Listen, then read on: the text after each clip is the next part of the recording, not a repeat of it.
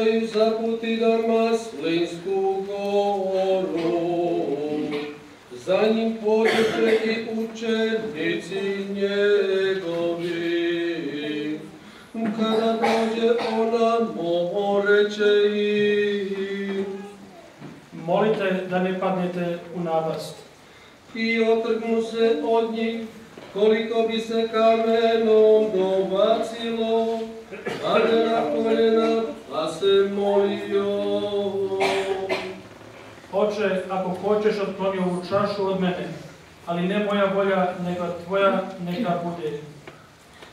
A ukazao mu se anđeo s neba, koji ga ohrabri.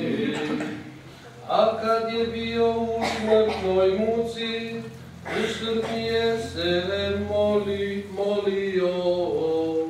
I bijače znoj njegov kao kaplje krvi, koje su padale na zemlju. Usta od molitve, dođe učenicima i nađe isnene od žalosti, pa im reče: što spavate, ustanite, molite da ne padnete u napast. Dok je on još govorio, eto svijetine, a pred njom jedan od 12 zvani Juda. On se približi Isusu da ga poljubi. Isus mu reče: Juda, poljubcem Sina čovječega predaješ.